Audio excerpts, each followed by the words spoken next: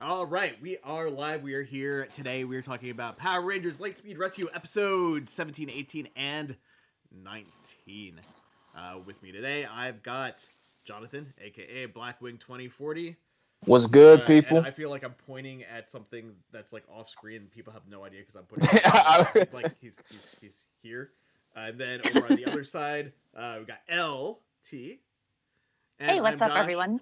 You can find all of our social media information on these little name tag things that we got here in front of us. If you'd like to follow us either on Instagram or Twitter, you can also check out the Illuminerdi on Twitter at _Illuminerdi or on the web at theilluminerdi.com. I think I got all the Yeah. plugs for right now.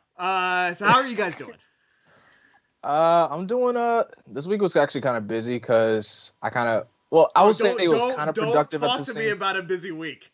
What do you mean? What do you mean? I mean, You go first. You go first. I know okay. what happened to Josh. Yeah, So. yeah, I don't. Yeah, Jonathan, I don't think you know what happened to me. But we'll get into that because that's going to be a long story. So you go Oh ahead. boy. Yeah. All right. What's your busy? It was I can say it was kind of productive. I got my weekly streaming quota in for this week. As long as I get my weekly Nice. Nice. quota in on Twitch, I'm good because I'm trying to make sure I get that, that Affiliates. last I'm trying to reach that affiliate. That last requirement to get average of 3 viewers is really kicking me in the butt. But I'm trying to make sure as long as I stream 3 days a week, I should be fine. And as far as like on my YouTube channel, I was kind of slacking a bit because I have a lot of planned. Because tomorrow I'm doing like a big Power Rangers Zeo anniversary discussion since Zeo hit 25 years. So Yep. I'm getting me and a couple of other Power Ranger enthusiasts, content creators to have like a just have a little chat, talk about the best things about Zeo, what makes it so special, what's so Their great about intro it. song, man. Their intro Of song. course, Zio of is course, still one of those. of It's got to be course, the top. It's of one of the course, top that 5. godly opening theme, of So course. good. And then like right after this, I gotta get back into editing my review for Bambi because I'm almost done with these Golden Age Disney movies, but. Yo, Bambi, that is old. That is an Wait. old Disney So movie. do you want to see a live action No, remake no, of Bambi? no, no, no, no, No. no. I've seen a live action remake with Lion King. That did not go well. I do not need to see it with Bambi. If you're gonna make a I live mean, action remake, just Lion King Did you wasn't watch the bad. Jungle Book one? The Jungle Book one, I that don't was think was okay. too. That was pretty good. I thought it was That pretty was I good. haven't seen that one. that was good. The live action Jungle Book remake that was good. I had no problem with that one. That was actually really Yeah, good. Especially Lion King was. Oh, it just fell. And it for me, the Lion felt King, it was just the same. Like it was. I mean, there was stuff that was different, but they didn't make it different enough for it to be worthy of making it like doing it differently. I'll tell It you one scene. I'll tell you one scene which already kind of agrees with what you just said. The whole stampede scene where Mm. Mufasa's death. I felt no emotion. I felt nothing during that scene. Yeah, and that was heart wrenching in the That's the animated most series. It important. Yeah, was. the most dreadful, terrifying, heart wrenching death in all of Disney. And to have that in a live action remake, I felt nothing. I felt nothing in that scene at all. It That's just cool. I mean, Disney live action is a hit and miss. I feel the same yeah. with yeah, like Mulan, it is where very it's like, it is and very it hit. was different, but not for the better. But that's a whole different story. Yeah. But yo, Josh, so tell us what happened to your You. vehicle. Okay. Josh has the worst luck with his car that I have seen in anyone else's And existence. it's really only this car. Like, so I bought a new car. For anyone who doesn't know, in the chat here, I bought a new car in I want to say it was like December of 2019. I had a Scion, 2007. So I'd had it for 13 years, um, and it had finally reached its final death. Ooh. Nothing happened to that car that was unexpected though, because it was old. So I had the engine seize up once, which isn't really unheard of for a car that was as old as it was. And just general car crap was happening to it. So I bought this new one, and it just nothing but bad luck with it. Just like no real mechanical problems outside the weird AC thing, which is the AC in it. The digital display goes from 60 to 90, but anything over 64 is just hot. It doesn't. I don't get it, but there's no difference in the AC. So a few weeks ago, I talked about this on here. Someone hit me in a Ralph's parking lot. Took off, and my insurance doesn't cover it because it's the cost of the replacement is under my deductible, and in California, a hit and run doesn't count as a uninsured motorist thing. So the deductible still counts or whatever. I don't know. It's a stupid rule, but I'm not getting that fixed because it's not enough damage for me to be like, oh, this is making a huge impact on my car. So now I was out of the LA area working on a cooking show for the past couple of weeks, which is why I was in a hotel last weekend. Monday morning, I come out to my car, or Tuesday morning. It was Tuesday morning. I came out to my car, and it was up on a jack. Ooh. Now I didn't do it, but I thought it wasn't my car at first because I was like, okay, I was really tired when I got home. I don't remember where I parked. I parked in this spot the other night. I'm gonna go walk around the parking lot and figure out where I parked. I feel like the beep beep should have been like one of those key indicators, right? My friend. I never think about doing that though. Like that's like okay. that's like the I'm like whatever. All right. So I get back. I'm like, no, this is my car. Someone stole my passenger side, my front passenger tire. Like the whole wheel, just like everything, just gone. But they left it up on the jack. Yeah, hubcap, everything. Yeah, that's pretty bad luck. Like your car at Karaoke Blue getting broken into and getting all your shit stolen. Okay, I keep hearing all those Karaoke Blue stories. The fact I just need to one day, just whenever I'm down there in California, I just need to spend one night with you guys at Karaoke Blue. Oh just yeah, absolutely. I mean, that place is it's just fun. I just need to spend one night. Just one. It was just so ridiculous because it was funny because after that, like, you know, I called up my supervisor, or the production manager, and I was like, hey, I'm gonna be a little late coming in. Someone stole one of my wheels, and he was like, what? Because like we're like the hotel that we were staying at was on like a golf course in the middle of Sonoma County. So like this is a it's nice a very area. affluent area. Yeah. And like even the guy at the hotel was like, someone stole it here? It's like, yeah. Like, how else were you gonna get there without a wheel? Yes, obviously I was like, someone stole it here. No, but I get that like, how being incredulous somebody stole your car wheel here, like here, like that's never happened. He probably has that face like that's never happened. We never had that incident before. It was just so. It's weird because I've stayed at hotels in like pretty not great areas, and I have never had anything stolen like that. Or my car. Knock on wood. I hope that doesn't happen. But damn, Josh, you probably have one of the worst luck with cars. Yeah, it's just so bizarre because like you have a kick me sign on your back somewhere. Like someone has put that on, and like the situation at Ralph's, the cameras that they have on the front of the building don't reach out of the parking lot. So, you know, I filed a police report on this one because I had to do that to make a claim with the hotel's insurance company. That's probably not going to pay me out anyway. But it just such a like the money because this was expensive too. Like this cost me like $1,200 to get everything taken care of. But more than that was just the annoyance because they also took the lug nuts from the tire. So I had to borrow one of the crew vehicles to go to an auto shop to buy new lug nuts so that I could go back to the hotel and put my spare on so that I could actually drive around. They should have gave that to you on the house. The fact you were pulling all that money out of your pocket, they should have gave that to you on the house, man. Well, I think things are going to work out so that this isn't out of pocket for me. Okay. But it's still it was one of those things where it was just annoying because this ate up 3 hours of not 3 hours, 3 days worth of time getting it taken care of. I had to drive it to a Nissan dealership to get the rim replaced because they had to order it because it's not something that they keep in stock. So it was just a nightmare getting all that fixed. But finally, yesterday, I got my car back, had the wheel on it. It was fine. Drove back here, like 8 hours on the highway. It was just.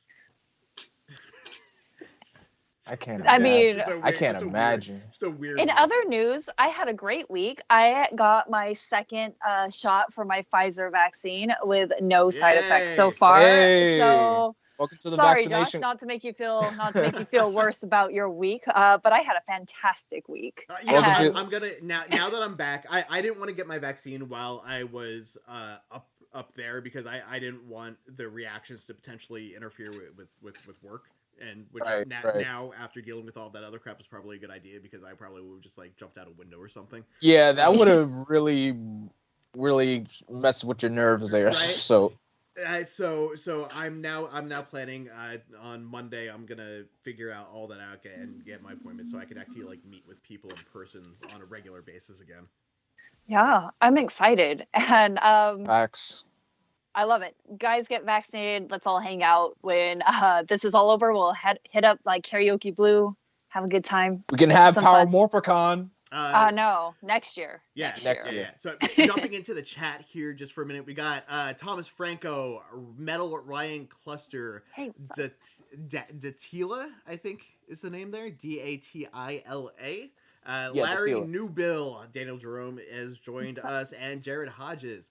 Datila says that she also disliked the live action version of The Lion King. Again, I didn't hate it. I just didn't think it was. The original exists. Beyonce can't act. And I'm a remake apologist. Like I'm one of those people who are like I don't care if a movie or a TV show or something gets remade because it's going to be with a different cast, different director, so it's going to be a new take.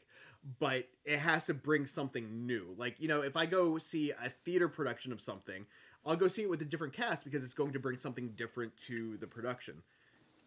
A movie should be the same, but if they don't bring anything new to it, what's the point? I mean, that's true. And I guess that's why they haven't remade some of these Power Rangers yet, except for Mighty Morphin. That's why we're all here. We are doing some Retro Ranger wrap up with some Lightspeed Rescue this week. We got 3 episodes that we mentioned at the top of the show. And I feel like let's get into it. I mean, a lot of stuff has happened. I kind of caught up on the last 2 weeks that I haven't been here. We have Ryan, who is our new Titanium Ranger, which has been super fun. And we have what was his name? Baby Impus or whatever. Impus, who has now grown into Olympius. I'll take this first episode. Yep. Right, yeah. Go ahead. Let's go. I really actually did like this episode because this is like one of those episodes I always see like a rerun of a lot because I love Olympius. I like him way better than Diabolico for some reason. Mm-hmm. So this episode we get introduced to not Baby Imp. He ain't baby no more. He is officially Olympius. So right after Diabolico got destroyed, the star power got transferred over to Impus, which made him into Olympius. And now, kind of. He went like into cocoon form for a quick minute. Yeah, he was in between Caterpie and Butterfree. He was like chilling out as he just like as Metapod for a quick second. Yeah, he skipped over that laser fire powers. So Olympius immediately just pretty much gives the Rangers a run for their money. I like how first of all, he has a knack for just like straight up just stomping on people. Every single time the Rangers fight him, he just straight up just like get on the floor, just stay on the ground where you belong. That's like his habit. That's his habit. Carter pulls out his laser at him, grabs it, shoots their own weapon back at him. I was like, use his own gun against him. I'm like, this guy ain't playing around. So and then later on he absorbs the other Rangers. Ryan is out helping other people. So Ryan, of course, we know Ryan is not there. Sentai footage. Yep. But at the beginning there, when he got sent off to deal with those other people, I didn't recognize him for a second. I was like, "Who's this random guy who's with the team that just got sent off to go deal with something else?" And I was like, "Oh, Okay, I get it. He's I know our why that specialty happens. ranger. He's the one that just shows up whenever there's enough Sentai footage for him to show up, you know? Yeah, pretty much. Yeah, pretty much. So yeah, he absorbs Damon. Wait, no, wrong team. Oh, He absorbs nope. Joel, Joel. Dana, Kelsey, and Chad. I'm tripping here.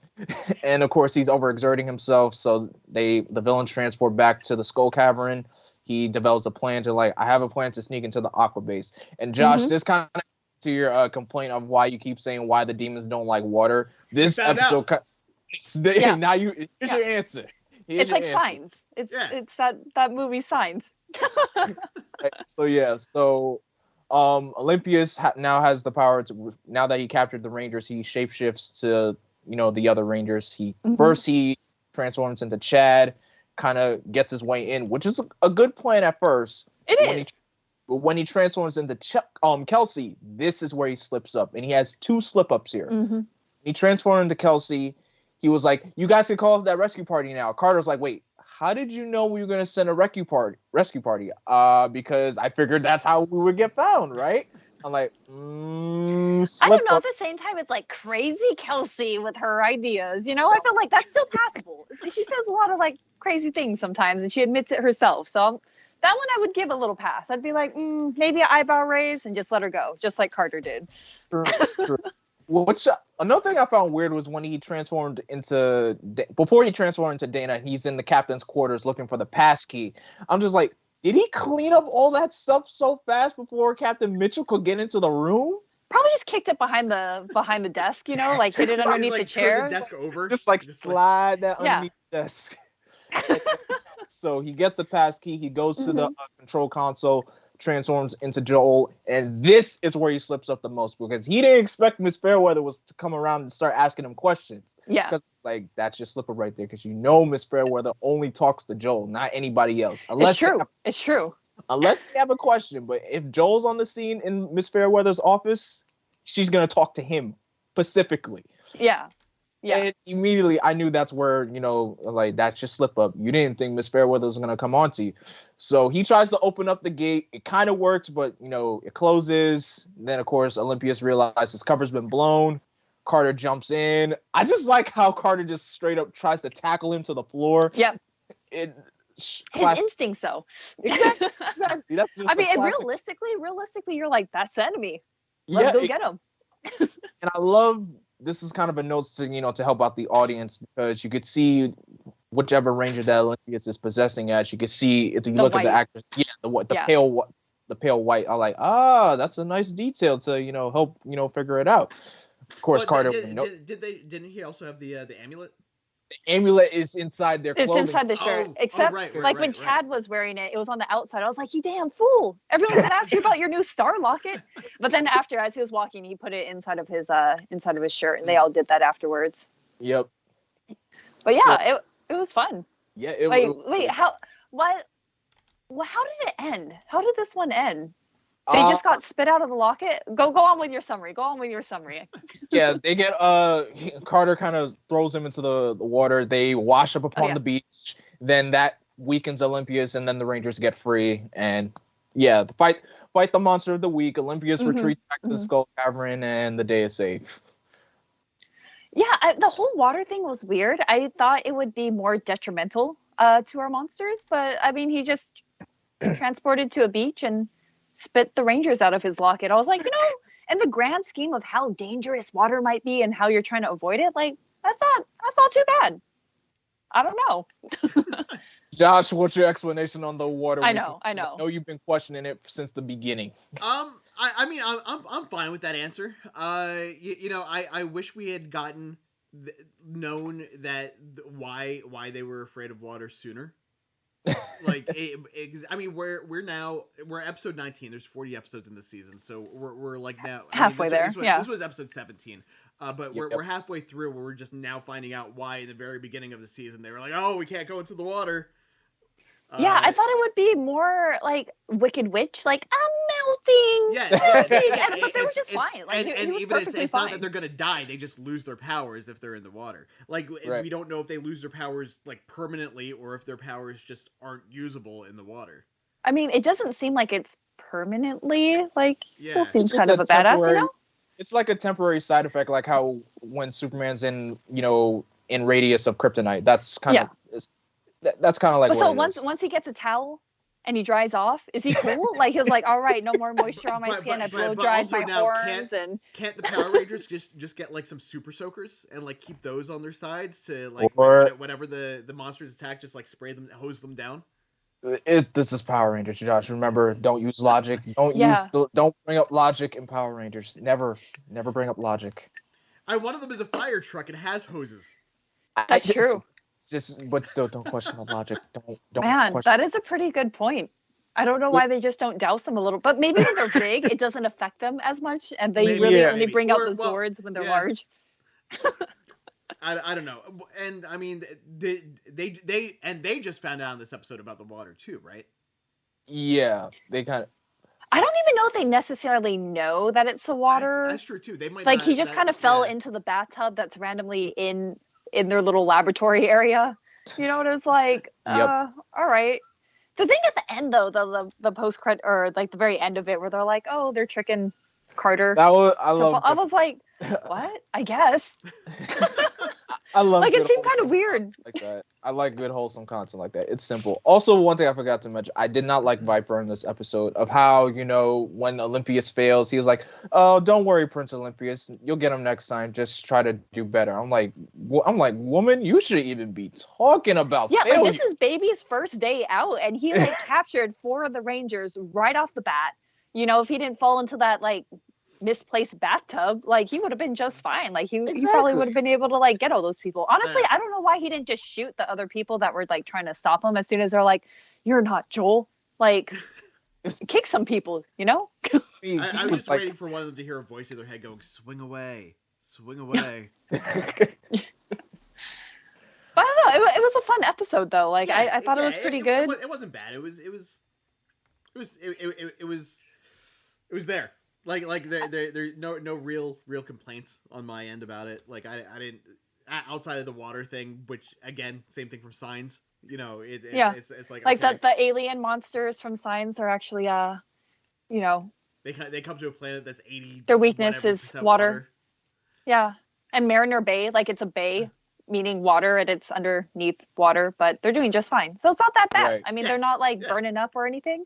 And like Impus too, Olympus guy, like I like this first kind of like image of him. He's able to capture. Like I feel like he's a formidable opponent, considering he was like literally a baby, like a little baby Muppet. In like the previous episodes, he didn't grow up to look like what I thought he would grow up to look like, though. Yep. He looks a little more badass. He has like the little fins and little horns. Like he looks like a little dragon baby. I don't know. Yep. He's cute. That's why I like him. That's why I like him so much. Baby Groot grew up into what you would assume that teenage Groot would look like. Yeah, but he's a treat. Slanky, but we also saw adult Groot personality. Like it's easy with Groot though, because we saw the adult Groot and the baby Groot, and you just had to find the middle part. Like this one, I was like, I've seen monsters transform into other things that make zero sense. Like the last episode, that monster makes no sense to me. We'll get into that later, but they call him like a shark monster, but he's definitely a bat. I don't know. Yeah. So like in the grand scheme of naming and like morphing and growing up, like I don't know. Baby Impus had definitely a glow up, in my opinion. I like that. Notes.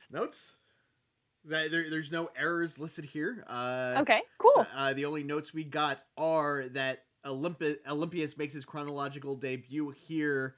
However, he already appeared in Power Rangers in 3D. Jonathan, what is Power Rangers in 3D? I'll give me. I'm surprised you brought that up. I'll be right back. Okay, he's gonna go bring something. He's gonna bring something up. All right. Ooh. While we wait for Jonathan, are there any other errors or notes in this episode? No errors, but the other we have 2 more notes. The episode is very similar to an episode from Power Rangers Lost Galaxy called Destined for Greatness. All right. Impus captures the blue, green, yellow, pink Lightspeed Rangers is very similar to the Skelectron monster capturing blue, green, yellow, and pink Lost Galaxy Rangers. All right, so back to this 3D Power Rangers. What do we got? Allow me to do a little show and tell for you guys. This VHS right here. I'm gonna. There you go. You got to put some background. Yeah, okay, there you go. Oh, my face, in and out. But yeah, We this see it. Got it. Yeah, this VHS is pretty much the team up episode, which we're gonna get to later on in like a few weeks. Okay. They called this Power Rangers in 3D. This was like my first ever team up that I owned. I've watched this team up many times. I just never understood why they called it Power Rangers in 3D, because this never came with 3D glasses at all. Like not even the red and blue like paper 3D glasses. It never came with 3D glasses. Not a single bit came with 3D glasses, which I never understood why. But it just said Power Rangers in 3D. I just okay. Is it at least like a lenticular like cover where it like looks 3D? No, it doesn't. No, it doesn't. Wow. False advertising. I'm not even excited about that episode anymore. Let's just write it out and never talk about it. Yeah, so even the wiki entry for this doesn't say anything about the 3D. All it says is VHS released in early May of 2000 in limited McDonald's. Yes. Whoa, nice. Yeah, the video contains a 45-minute movie, which was later edited into the 2-part episode for Kina's Revenge. It is the second video release of Power Rangers Lightspeed Rescue. Wow. It was distributed around the airing of Ryan's Destiny, and as such, several elements of later episodes made their debut here, such as Olympius, the Max Solar Zord, and then a couple of other things I don't think we've seen yet. Oh, cool. So basically this released during Ryan's arc. That's a very interesting but way to add a little continuity issues with the audience, but okay. I mean, it's fine. By the time everyone gets their McDonald's like Happy Meal toy or whatever their like special thing, it's like, all right, those episodes have aired. Like they're trying to set you up for after that arc is done. Really quick, I just got a text message from Jamie, my co-host on the Star Trek show. He has not been able to watch this week's episode yet. He is in Florida visiting family, so I am going to postpone the Riker maneuver from this week until next week. Sorry about that for any of you 2 or 3 guys who actually watched that with us. And thank you for there was one more note here, which I think we've already talked about. When Olympius is disguised as a ranger, the skin tone is always paler with red bags under the eyes as a visual cue that he is an imposter. Yeah. Yep. They're getting more subtle. I do like that about this. Usually they were like pretty good of like, they are going to be the evil Rangers because they look like their hair is different. They're very emo. They're wearing all black, or, this one's a little more subtle. I like that. We're getting a little bit better at identifying like, hey, the Rangers are the good guys. And sometimes, these are not. I feel like the story set it up because you see him morphing and that guy's evil. But, I like that subtlety. For those of you in the chat, how would you rate this episode? And for both of you guys, Josh, I feel like you are the least enthusiastic, so let's hear your score first. Yeah, I'm gonna give it a 2.5. Okay, maybe wow, 2.5 to 3. I mean, it's 3 is okay. 3 is okay. It's like very middle of the road for me. Like there was nothing inherently wrong with the episode. But there is nothing about it that stood out to me that I'm going to remember, when we're talking about next season. Right. Okay. All right. Well, I know Black Queen liked this episode, so we're going to try to end on a high note for this one. I'm going to get a 4.5. This gets a 4.5 out of me. 4.5 for me for this episode. Yeah. I want to say this is a 4. I thought it was a good episode. It was entertaining. I'm glad our Ryan is sticking around. A lot of times when we're introduced to someone like, in Power Rangers in Space, like we don't get to see our Silver Ranger for like a really long time. So I like that he's being worked in. He's a son. It's fun to see him. It's fun to see our like villains kind of growing and getting stronger. It creates a little more suspense. I thought it was a solid episode. So I'm going to end up with a 4. But did anyone in the chat, how did anyone rate that? If we have anybody. Sometimes y'all don't want to vote. we got Donnie Pearson with 10 out of 10. We got Jonathan with 3. So far, those are the only ratings. But I'm pretty sure everyone's going to get their ratings up soon. Yeah. But we do have a second episode. I don't remember what that one is called. Face from the Past. Face from the Past. All right. This is the one where unless I have them reversed. It's fun. This is a good one. This is the one where we actually It's a firefighter one. We learn about Carter. Yeah. Yep. Okay. Yeah. So I am right. This is the one where we find out that And Captain Mitchell. That Captain Mitchell is in fact the firefighter that saved him when he was a kid. This is something that I think all like both of us had mentioned that we thought was the case when we first started the season.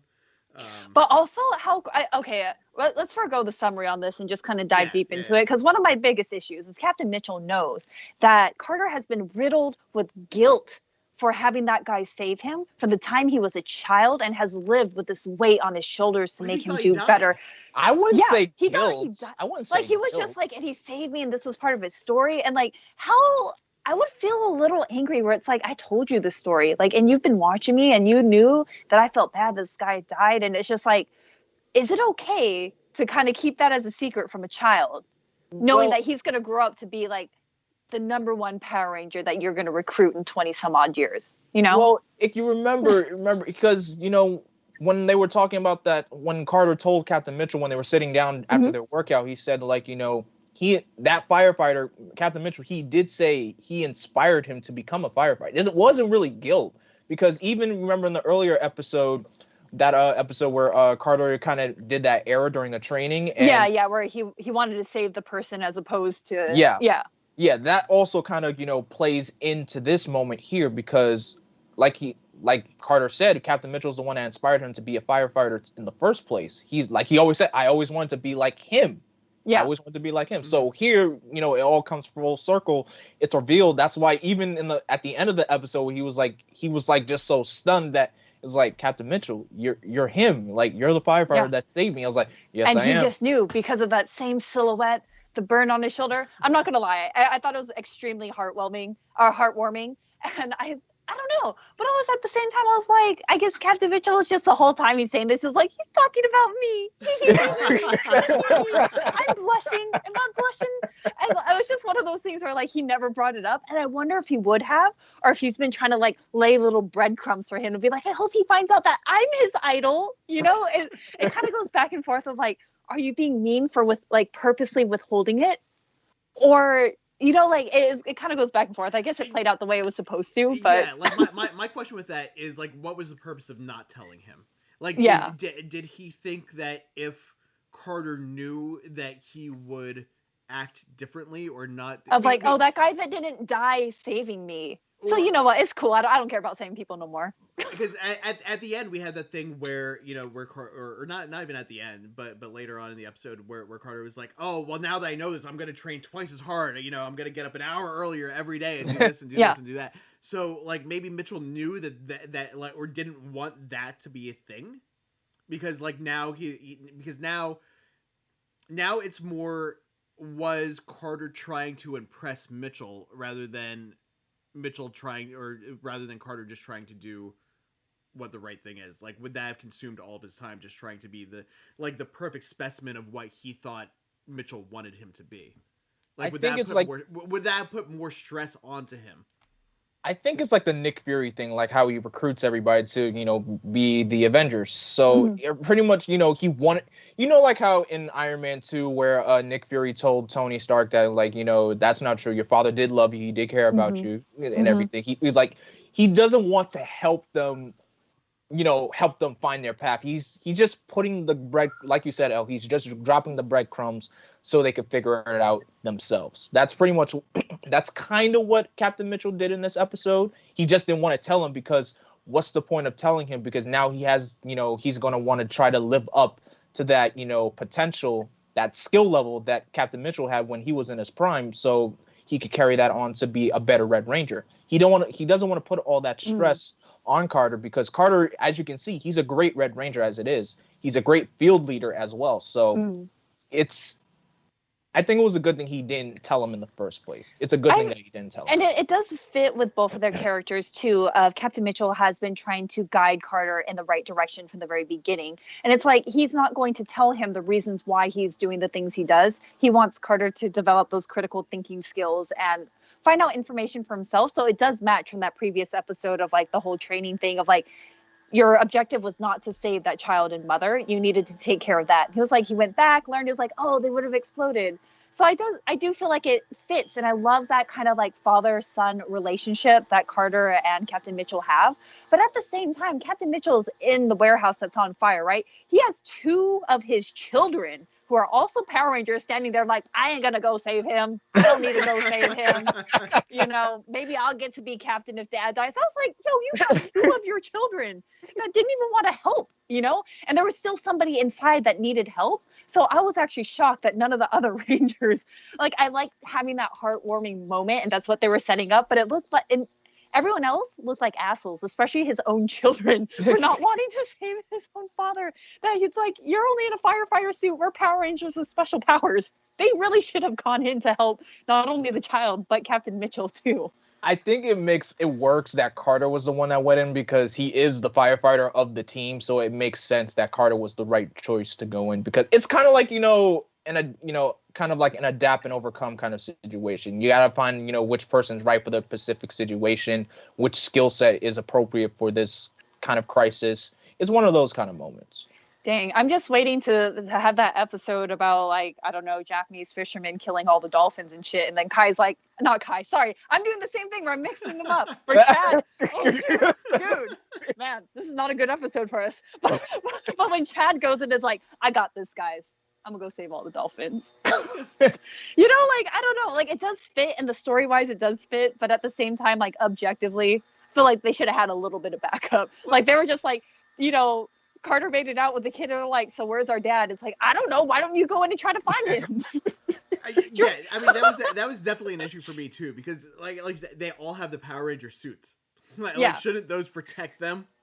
And they get exploded all the time. Like, the fireworks are coming out of their chests when they get punched and kicked. Like, I'm pretty sure, like, a burning building's not too much extra, Yeah. But I don't know. It was still a really good episode. It was still, I'm counting on it a lot, but I actually really, really enjoyed this episode. I love those story callbacks and everything. And it was great to see the Rangers actually, like in the beginning where Captain Mitchell was like, I have a special assignment for you. Go take the day off. And Joe was like, you're kidding, right? I'm like, are you serious? Yeah. I'm not gonna lie, I was a little disappointed that it turned into like a regular episode of Power Rangers. I was really hoping that, they were all gonna go off and have fun on the beach, or whatever it was that they were doing, and it was going to turn into like one of those like weird like filler like sitcom episodes where like weird shit just starts happening to them on the beach.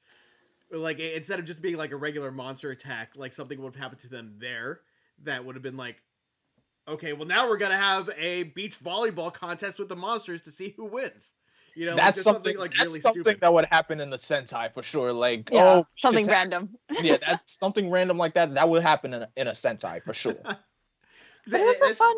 Yeah, because like the water gun too. At the end of that, I was like, man, they should actually keep that around in case any of those monsters show up on their day off, And the thing is, like, that all happened in a day, but they still had time to go to the beach. Like, man, they took care of business super quickly in that episode to like, oh, we have a day off, let's party.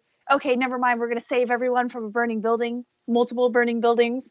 And we still get the rest of our day off to chill at the beach. It was the middle of the summer, so it was light out until almost 9 o'clock. Oh yeah, for sure. And I like how Dana and Joe were like, "Wait, you actually came here to have fun? What?" Yeah. It was like, "What? You guys don't think I can have fun?" It's no, like, no, you got to stick up your butt, man. Like you're a by the book kind of guy. You don't seem like the kind of person to have fun. I'm like, oh really? Guess the super circle. That's something I would do. I'll just have a super soaker handy and I was like, hey guys, I want to show you something. Let's go. But I mean, he did a lot. I mean, he already did training in the morning at Elysian Park in Los Angeles. If you ever want to go to that place where they were training, and you see that weird little statue that's over at Elysian Park above Dodger Stadium in LA. And but yeah, he did that. He battled some monsters. He saved a bunch of people from a burning building and his idol. And he learned the truth about his motivations to become a firefighter. Like, he deserves to have a couple of daylight hours to play with his super soaker, Like, good job, Carter. This was a good episode for him. Yeah, I enjoyed it. I liked it. So ratings. What will you guys rate this episode? Let us know in the chats. And I give this 5. Wow. This episode gets 5 for me because I just love the revelation of Carter, discovering who his, inspiration really is. That it's been his mentor, giving him the orders the entire time. Mm-hmm. And it was just great because Carter, like I say this, I know Joe says this, Carter's like the Captain America of the Power Rangers. He's just like, he's the field leader, he's the commander, he gives the right he makes the right call. If you need like a real life superhero comparison to Carter Grayson, he's the Captain America of Power Rangers. So I love this episode for Carter. Yeah, it was super good. Like, Josh, what did you think? I'm gonna give this one a 4 or 5. That's pretty good. It was a lot more fun. Like, not every episode has to be fun. I mean, it's Power Rangers, so every episode should be fun. But like fun is not a prerequisite for something to be good or to get a good score on something. But I felt like this episode was more fun than the last episode. Even though there was like some weird stuff about like them not going into the building to help. Yeah. But no, it was good and like just for the sheer fact that you got to see Mitchell defeat Carter in the sparring session. Yeah. Like it was just good. It was fun. It was a fun episode. Yeah, I mean, I would have to agree. Like, this is a 5 for me. Like, it is the top of kind of like Power Rangers. Like, they did try to set up a sentimental episode, but they did it well. They laid the breadcrumbs down for you to kind of come to this conclusion on your own. Like you guys said, like, you're able to guess this, but it didn't dampen it at all. Like, even though it met all of our expectations, like, it was like a relief. You're like, man, that is heartwarming. And Captain Mitchell, better than any other, Power Ranger, like, guidance person that they've ever encountered. Like, Zordon, like, he didn't even give a care about them after a while. Like, it's like you have a viewing globe and they're getting smashed and nobody cares. Alpha doesn't know what's going on. They don't know how to guide themselves. They were lost for a while. Zordon can't really do anything. He's just a head caught in a trance warp. But even the information, he couldn't even relay information to the Power Rangers regularly of like, hey, I'm working on a special suit in the basement with Alpha. Guess what? We already have a new White Ranger. Like, he's very secretive. And I feel like Captain Mitchell does hold information back, which we've seen, but it's for the growth and benefit of the Rangers and for everyone he comes into contact with. You see that he's incredibly compassionate and caring, and like, not like, Carter's not even his own child, and he seems to play favorites with him the most, because it's like, I've seen you struggle. I've seen you work hard. Like, you deserve it. You deserve to be the Red Ranger. And like, this episode really made me believe that. Because I was like, man, Dana's the one that knew all the information. She knew, like, she's been a part of this and knowledgeable about this from the beginning. I feel like, but she's a girl, so she had to be the Pink Ranger, You don't got a lot of options. But this is one of the first episodes where I was like, no, it makes sense why, Captain Mitchell decided to make Carter the leader of the Power Rangers. I was like, this deserves a 5. It was a good episode. Yeah, I liked it. In the chat, we have Thomas Franco, who gives it a, I think that's for this episode, a 4 or 5. Jonathan gives it a 4, and Jared Hodges also gives it a 4. In the fandom article, there aren't really any notes. There are no errors. Nice. The notes here are, though he has a day off, Carter doesn't neglect his training. Obviously, we know that because it's in the episode. It's a big part of the episode. And it also says that Carter starts to lighten up after learning who his childhood hero is. I don't know how that's really a note either, because I don't know. It's just there. Okay. But I guess on to the next. We only have one more episode for today. Is the one that the monster makes the least sense to me. The Queen's Return? Yep, yeah. The Queen's Return. Did her face weird either of you out? Like the giant head? Yeah. I'm used to seeing her face, and I what just was got it, Mighty Morphin, the guy that blows the wind, and he's just a head in the sky. Even what was his name? Lokar. Yeah, I think for me, what's weird about this is it looks like there wasn't any reason why her face couldn't have been like a real person's face. Because that's what she's gonna look like. I see what you mean, especially with the voice actress, the way how she's giving the lines as this character. I can see what you mean. Why she could have just been like an actual human, like wearing like makeup or prosthetics or something. Yeah, like Trakina. I see what you mean. It was just weird because like that's.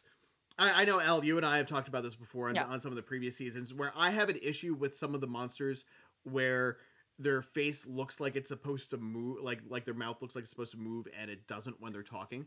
Her mouth moves when she talks, but it's very clearly not like a real face, but it looks like it's supposed to be a human face. It's not like a monster face that has like giant teeth that are smiling all the time. It's like literally a person's face. So it's just weird to me. They're making her look more alien. Like, you got to believe that she birthed Impus. You know, like, she's got to look more monstrous. She's the queen of the demons. Yeah, I mean, we can't have, like, you know, cosplayer Toothless, like, all over the place, you know? Like, you look at her and it's like, man, that's just sexy Toothless standing over there. They had to make her look more alien, more monstrous. Yeah, I liked it, you know? Like, if she looked more human, I'd be like, what? And like, what? Who's the baby daddy? How'd that happen? How does that grow? You know? So I'm glad they made her, like, less human looking. I like that choice. We did have that episode in Rick and Morty where he had kids with the planet. Yeah, so, that's true. You know. Yeah. It's just weird all around. My God. Speaking of Rick and Morty, really quick, gonna plug this. Rick and Morty season 5 is coming to us in June, and Elle and I will be back with our adult content, adult content, not like weird adult content. Not triple. Or not you triple have to watch to find out. We do need viewers, sure. So I would appreciate it. So whatever you think is going to be the most exciting, yes, that is what we're doing. Join my OnlyFans and you'll see. Oh my gosh. But yeah, we're working on reformatting that a little bit, and we will be doing the watch along just like we did for season 4, and that'll be starting up. I believe it was June 10th, something like that. We'll put notices out. Yeah. You'll hear it from us. So episode 19 started out with a fun scene in the car with Joel and Carter. I kind of enjoyed this. Why do they have a boombox in the like? Joel was singing country music. I was laughing. I'm just like, because he wears a cowboy hat. What other music is he going to listen to? I mean, I'm pretty sure. I thought the cowboy hat was just a trademark, because Cowboy. He's a cowboy. He's got to listen to country music. So speaking, like, he just rolls up listening to like Britney Spears or something. You're like, yeah, that totally matches his image. I'm sure Elle, you probably are. Jonathan, I don't know if you're. Are you guys familiar with the movie Boogie Nights? Yes. I actually haven't seen that. I haven't seen it, but I heard of it. Okay, so you know who Don Cheadle is, though, right? Yes. Oh yeah. So he in Boogie Nights, Don Cheadle is a dude that likes country, and he dresses a lot like Joel does, or I should say Joel dresses like him, because Boogie Nights came out before the season of Power Rangers does. I was getting very, very heavy like Don Cheadle from Boogie Nights vibes from Joel in this episode, because like at the end of Boogie Nights, Don Cheadle's character is he buys a music, not a music store, audio, like he sells like audio equipment, like televisions and all that kind of stuff. So I thought it was really fun, because throughout the whole thing, Don Cheadle's just wearing like country western clothes. I don't know. I just that's not even what rubs me the right way or the wrong way. I was just like, how does your Lightspeed Rescue vehicle not have a built-in radio where you got to have a boombox just sitting in the center middle? For like, I don't know. That's kind of janky for Lightspeed Rescue. I can see if that was your own personal vehicle, right? Like, you got something old, you can afford it before you became a Power Ranger. But this is like a government-issued vehicle with no radio. Well, maybe because it's the government, they skimped out on it and didn't put a radio in there. They were like, no, you guys should to be get working. Like news reports or something. Maybe I don't know. I was like, man, Mrs. Fairweather needs to like put some aftermarket devices into that Lightspeed Rescue vehicle, man. Like that's like ancient. I mean, I'm surprised their communicators don't pick up like XM or anything, Right, I don't know. Right. That's a good note.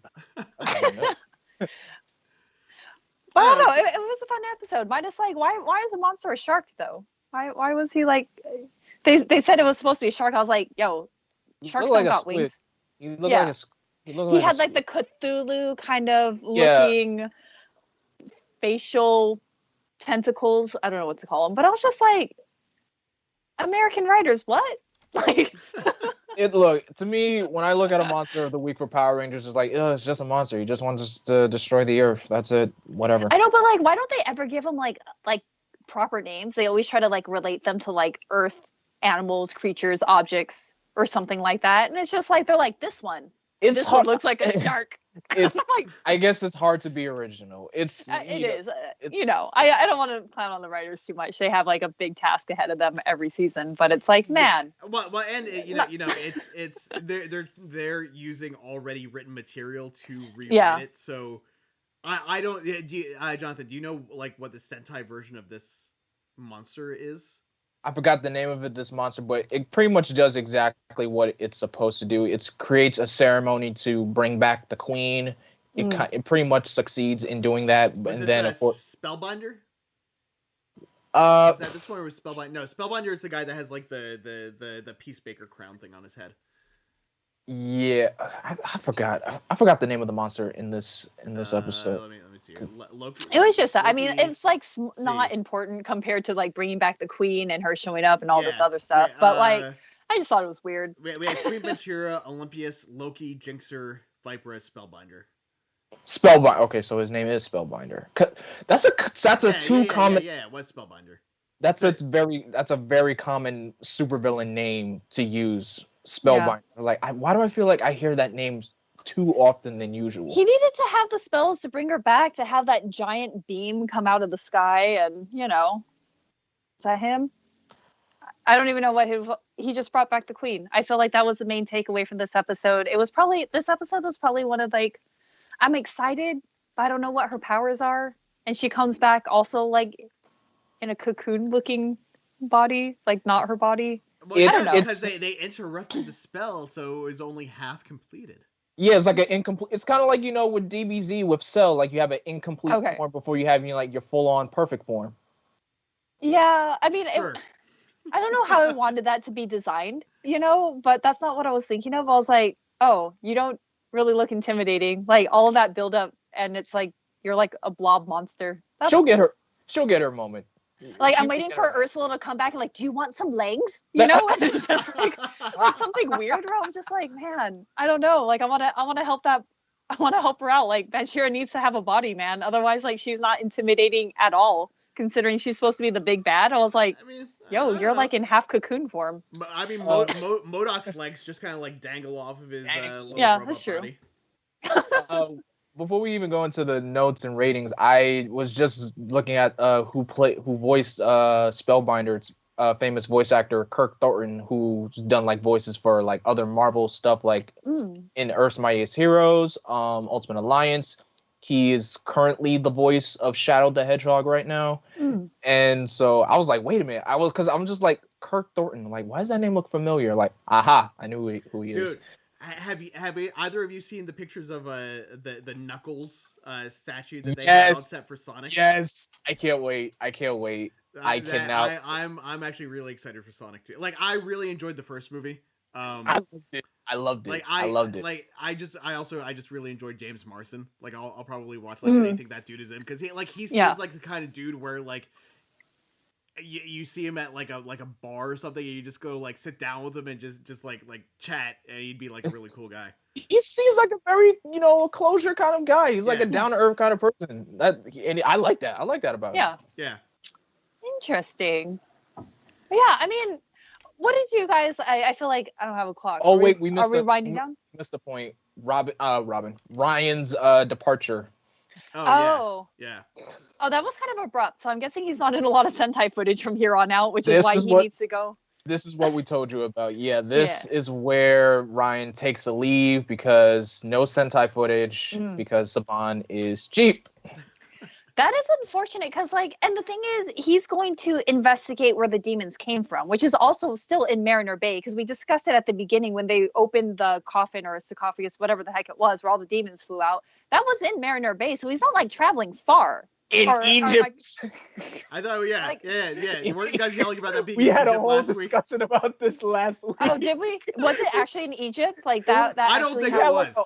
We had a whole argument about this. I'm just like, it's in Egypt. I'm pretty sure. Jonathan and Corey were yelling at me that it was that it was over in Egypt someplace. I'm like, no. Okay, that makes sense. That makes sense. If it's in Egypt, that makes sense. But the way it looked, because they came out and they I just thought they were trying to get the land back where Banchira was. So I just assumed, like, since they keep attacking the Rangers in that particular area, that they were released from somewhere in Mariner Bay. Otherwise, why are they keep attacking Mariner Bay to get her body back? They should be attacking Egypt. But so I don't know. We're on the same page with that. Okay, let's take it. So he's going to Egypt then. That's cool. I mean, like, Cthulhu looking guy did have Egyptian looking like headpiece and like the staff and everything. So that does make more sense. And why he won't be around. In my head when I saw that, I was like, you're leaving Mariner Bay to go research Mariner Bay where they opened that tomb or whatever. Here's my thing with like the geographical layout of the Power Rangers world. We don't know that they're actually in the United States.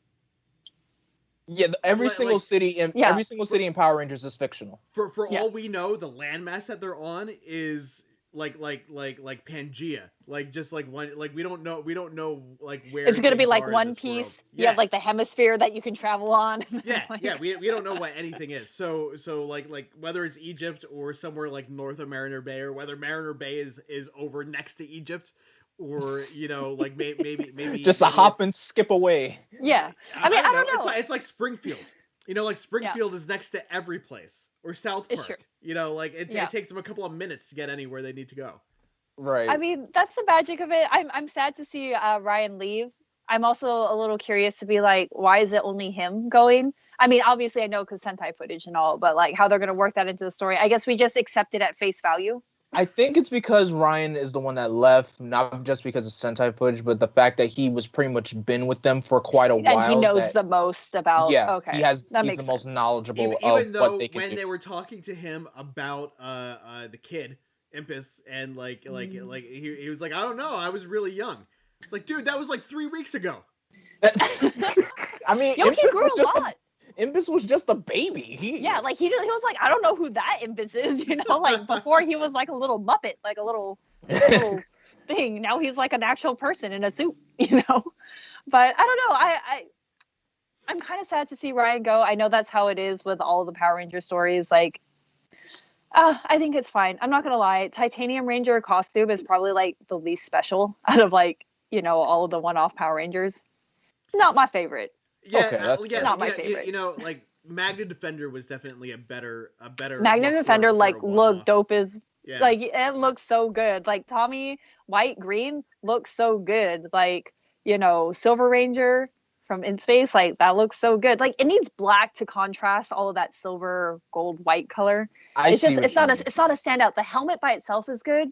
But you need to get some black in there to like really make that silver pop, or some darker color in there. I think you may like the next Six Ranger in Time Force. I think you may. All right. Because I know you with Six Ranger costumes, they tend to be like a copy and paste of the main teams. Mm-hmm. I think you may like the next Six Ranger in Time Force. Like you may like that suit a lot more. I hope so, because the helmet looks good. No. It's not a no. It's not. I do love rainbow, but I like the V for the 6, and I'm like, oh, the helmet looks good. The rest of the costume just kind of looks like basic. Yeah, it's not a standout. I wanted to like it, but it's fine. If we don't get any more Sentai footage with our friend Ryan, that's okay. I'll say goodbye to him for a quick minute. I just want to see him like show up like 10, 15 episodes from now, like Indiana Jones, just like putting the hat back. Be like, guys, I found the answer. The fedora is too close to Joel's. Like they can't have too many people wearing hats. It's gonna confuse the audience. Like he just needs to go up. What's his name? Olympius now. He just needs to go up to Olympius and be like, Kalima. I know. Beating hearts. I don't know. It was a good episode. I like this trio of episodes. I thought they were super fun. I actually really like this season so far a lot. It's way more complex. I'm surprised because In Space, everyone always talked about In Space, and I thought that was great, but maybe because it wasn't hyped up, I'm actually really liking Lightspeed Rescue. I like these characters. I like the complexity of them. Mitchell is probably like one of my favorite characters now, where I was like, oh, he's a sneaky bastard. That's so caring and heartwarming. You lost your son, you have a daughter, you have Carter. Like, I don't know. It's cool. This season is fun. Like Lost Galaxy, like I liked most of the characters in Lost Galaxy, but I felt like the season itself just felt too similar to everything else that had come before it. Where this one, even though the train stuff is like kind of weird and random, Worst Megazord in my opinion, but the super trained Megazord. But I like that it feels like it's trying to do something different, even if it isn't necessarily succeeding. As far as I'm concerned, it's at least trying something new. Yeah, it's getting there. Like I have hope. I know some seasons are supposed to be really terrible, but so far, Lightspeed Rescue, I'm super digging it. I think this series has been fantastic. Yeah, but yeah, it's fun. Chat audience, give us your scores in the chat, and while you're doing that, I will read off the whole 3 notes and errors that we got here. All right. The note is that it's very hard to understand Spellbinder's incantation. I heard it, so I know that. It was it's funny when I was watching it on Netflix last year when it was still on Netflix. I had the subtitles on. It just said the first thing that he said, and then when it was cutting to all it just said gibberish. Yeah, well, that's the second half of the note here. Is luckily the closed captioning will show exactly what he's saying. So the closed captioning does say gibberish. I'm sorry about that car horn. I'm gonna try to block that out. Errors. When Ryan jumps out of the Lightspeed Solar Zord, it's clear and sunny, even though it was completely dark. And when Ryan stops the ceremony, the Lightspeed Solar Zord already appears to be in final attack mode, yet moments later, it's not until Spellbinder finishes his thing. That's fair. That's a fair. Yeah, that when you just have like that one object in the background that you have no control of, and you just gotta roll with the punches and the pain of it. That's and Shay. I don't know how to work this. I want to mute myself. That is my roommate Shay. Oh man, but. Oh did we already give our ratings for this one? We didn't, right? We have not yet. No. I give it a 5. This episode is a 5 because I feel like the stakes are risen up now that the queen is back, because that's she is kind of like the main antagonist of this season. And of course, I like how Ryan was the one that was able to shut off the power for the ceremony and everything, and of course him having to leave the scene. So, but I give this a 5 out of 5. It was good. It was great. Elle? I didn't think it was as great, to be honest. I thought her arrival was going to be way more dramatic, have a more dominating presence. So I was actually a little disappointed, to be honest. I'm going to give it a 3. I think it's a good build-up. And maybe as we go along, I would look back on this episode and give it a higher score for like it being built up. But kind of sad that Ryan is already leaving. Like we said, I always get excited. Where I was like, oh, our specialty 6 Ranger is going to be around. Literally just kidding. The next episode, I'm like, oh, he's leaving. Yeah. So I'm going to give it a solid 3 for now. I'm curious to see what our big bad looks like. But she is looking pretty incapable right now. So yeah, I'm gonna give it a 4. I didn't like it as much as the previous episode, so I can't obviously give it a higher score than that. It's actually quieter if you don't hold it. Oh really? Yeah, I don't know why. Whoa. Yeah. Okay. I'm assuming because your hand is like funneling the sound into it. Maybe. Oh right. I don't know. I was like, is there a mute on this thing? Like, I don't even know if there's a. Can... Uh-oh. Okay, I think we lost her. While we're figuring that out. Yeah, we lost her altogether. While we're figuring that bit out. So I liked it all right, but just not enough to give it a better score. I think it looks like Elle is trying to rejoin us now. So that doesn't mute. That just ends the call, is what I realized. So yeah, in the chat, we've got Jonathan, who gives it a 4, Jared Hodges gives it a 4, and Thomas Franco says Mariner Bay is a fictional city in California, but we don't know where California is in the Power Rangers universe. Yeah. Well, just every single city every single city in Power Rangers is fictional, except we could say what you call a Terra Venture, since that's a space colony. That's pretty much what the show takes place. So right. Yeah, so Lost Galaxy is kind of exempt from where being on Earth, since it's all in space. Yeah. But yeah. I don't know. Any last questions, comments, confessions about these last 3 episodes? They're showing me on the screen now. Hold on a second. Elle kind of disappeared. I know. I ended the call and I have. There we go. Now she's back. That's weird. One of me is enough. Wait, sorry, where were we? I just completely lost my train of thought. I just say that basically with this, we're hitting full stride with the villains. With Diabolical gone, now we got a new set of villains taking over. I can say the real villains. So with Queen Banshira is here and Olympius is here, I feel like I can. Well, since I feel like I've watched the season many times, I could say, just to give you guys a heads up, you're gonna see. I don't know if you guys like discord amongst the ranks in villains. You're gonna see that a lot. Okay. With this, because with Olympius being Queen Banshira's son, you're gonna think he's gonna get special privileges and special treatment and everything. Like, oh, my son is here, so you all will have to listen to what my son says. So yeah, I could definitely, just not to spoil anything, just to give you guys a little tease of what's in store with with Olympius now being here. Yeah, I'm interested to see where it goes, especially with this transition. Queen Banshira is coming. Once she gets her body, I'm sure it'll be a lot more intimidating. But I'm excited for the next coming weeks. So we'll be back here next Saturday at 1:15, give or take. But what do we have queued up for the rest of the Illuminerdi content, Josh? Well, again, today, unfortunately, because it was such a short notice, I had to reschedule the Star Trek retro episode until next week. We will be talking about episode 22, called Vox Sola, which is actually kind of a fun episode. It's a little bit different than what we've seen in the series up until this point.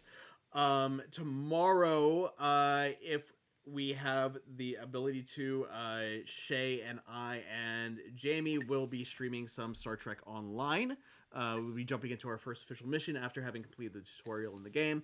Again, if any of the other Illuminati members would like to join us for it, you're all more than welcome to. Or even anyone watching, you can jump in and we'll see if we can get you into our party. Then tomorrow night, back here on YouTube, is the Illuminati Wrestling Order, where they will be talking about whatever happened this past week in the world of professional wrestling. That includes everything from WWE to AEW, TNT, New Japan World. I don't know any other professional wrestling stuff. I don't watch wrestling either. Yeah, I'm not a wrestling fanatic. I'm familiar that it exists, and I know when big events are happening because I see them advertised, but I don't know what's actually happening within the world of wrestling. Then later on in the week, we have It's All Connected, our Marvel, DC, and I believe they talk about Star Wars stuff now too. Thursday, we finished the Falcon and Winter Soldier, so we are on a little bit of a hiatus at the moment until Loki starts up. I think in a couple of weeks. In June. In June. So we'll figure something else out. We did do a Mortal Kombat watch along last night. When other new movies or other things pop up, I'm sure we'll be getting into doing these a little bit more. But I think that is it for us for today. Jonathan. And we also wanted to mention our Retro Sentai series. Yes. In the middle of the week. It is if you're on the Pacific Coast, is it noon? Yeah. It's noon for my time. I try to jump in while I'm on my lunch break sometimes, but that's usually... The West Coast is the best coast. So that's the only time that matters. All right. That's enough.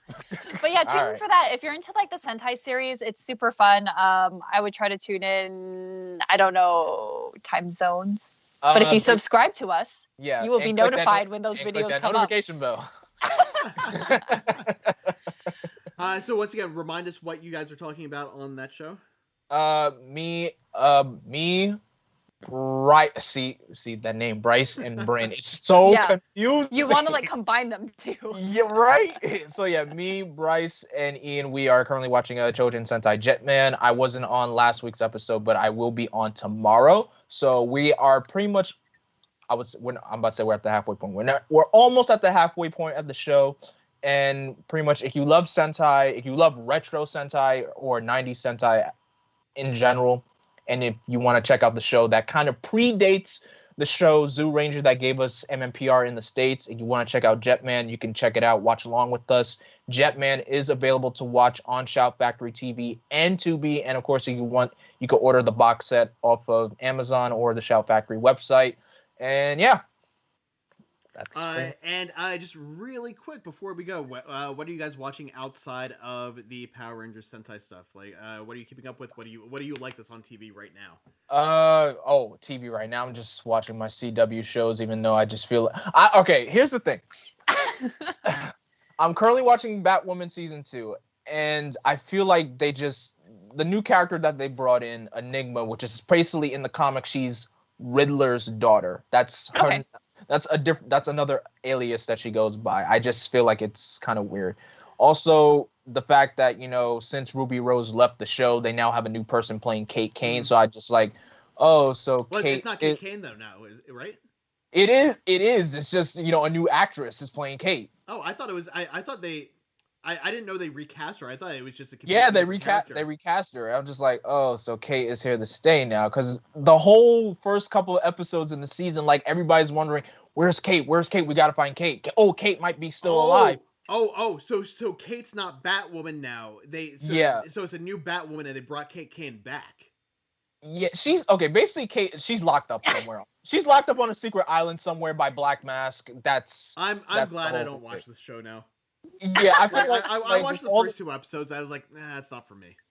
I'm only watching just to support the new actress Javicia Leslie, because representing the Black community, and it's cool to see a woman of color in the bat suit, which is I think is actually cool.